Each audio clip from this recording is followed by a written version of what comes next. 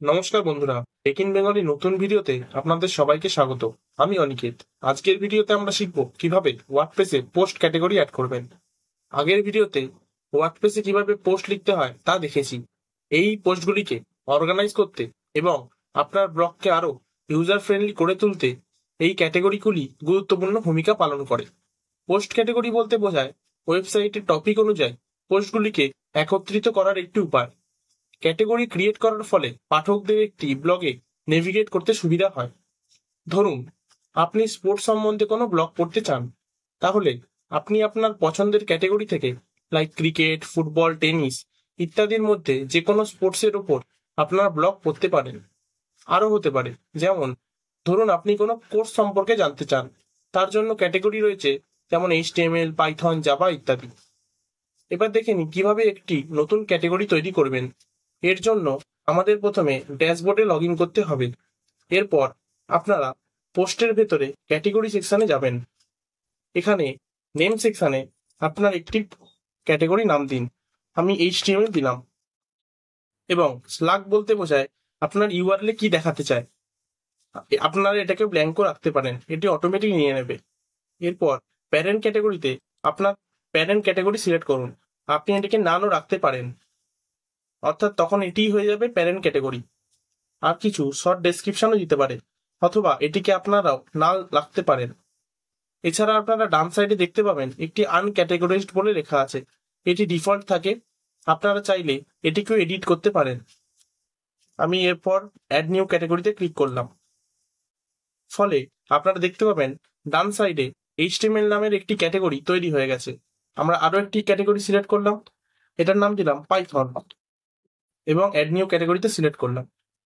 আপনারা দেখতে পাচ্ছেন আমি দুটো ক্যাটাগরি অ্যাড করেছি।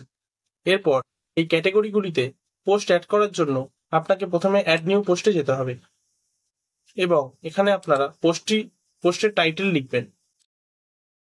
আমি টেক ইন বেঙ্গলি থেকে একটি পোস্ট সিলেক্ট করলাম, এখান থেকে টাইটেলটি কপি করলাম এবং এখানে পেস্ট করলাম। এরপর কিছু ডেসক্রিপশন আমি কপি করে নিচ্ছি এবং এখানে পেস্ট করে দিচ্ছি। ফিচার ইমেজে গিয়ে একটি ছবি সিলেক্ট করে নেব। আপনারা চাইলে এটির লিঙ্কও পরিবর্তন করতে পারেন এবং ক্যাটেগরি সেকশনে গিয়ে আমরা এটির ক্যাটেগরি হিসেবে এইচটিএমএল ক্লিক করলাম এবং এসব আরো একটি পোস্ট আমরা অ্যাড করি। এর জন্য আপনাকে সেম ভাবে অ্যাড নিউ পোস্টে গিয়ে আমরা পাইথনে একটি পোস্ট কপি করলাম, পেস্ট করলাম এবং এর কিছুটা ডেসক্রিপশন আমরা তুলে নিলাম।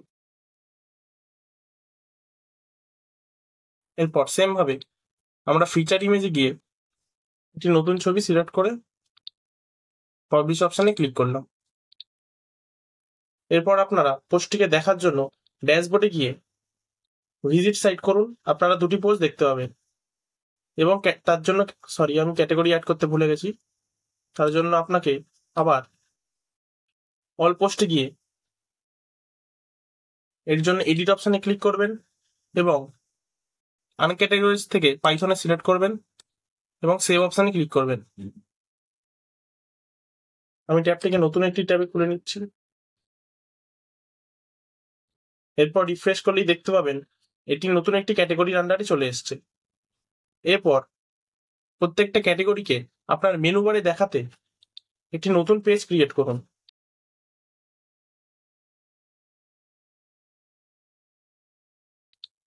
আমি হোম নাম দিলাম এবং পাবলিশ করলাম। আপনার ড্যাশবোর্ডে অ্যাপিয়ারেন্সের ভেতর মেনু সেকশনে গিয়ে প্রথমে পেজটিকে অ্যাড টু মেনু করুন। ঠিক আপনার হোম পেজটি ডান সাইডে চলে এসছে। এরপর ক্যাটাগরির জন্য প্রথমে ক্যাটাগরিটিকে সিলেক্ট করুন এবং অ্যাড টু মেনু করুন। ক্যাটাগরিগুলিকে হালকা ড্র্যাগ করে আপনার পেজের আন্ডারে নিয়ে আসুন এবং সেভ মেনুতে ক্লিক করুন এবং আপনারা দেখব রিফ্রেশ করলে যে নতুন একটি ক্যাটাগরি হোম নামে তৈরি হয়েছে এবং তার আন্ডারে এইচটিএমএল এবং পাইথন নামে দুটি ক্যাটাগরি আমরা দেখতে পাবো। এরপর যদি এইচটিএমএল এ ক্লিক করি তবে দেখুন এইচটিএমএল এর জন্য শুধু এইচটিএমএল পোস্টগুলি দেখাবে এবং পাইথনের জন্য শুধু পাইথনের পোস্টগুলি দেখাবে। যদি এই ভিডিওটি আপনার ভালো লাগে তাহলে একটি লাইক দিন এবং আপনার বন্ধুদের মধ্যে শেয়ার করুন। এরকম আরো ওয়ার্ডপ্রেস সংক্রান্ত টিউটোরিয়াল পেতে চ্যানেলটি সাবস্ক্রাইব করতে ভুলবেন না। ধন্যবাদ।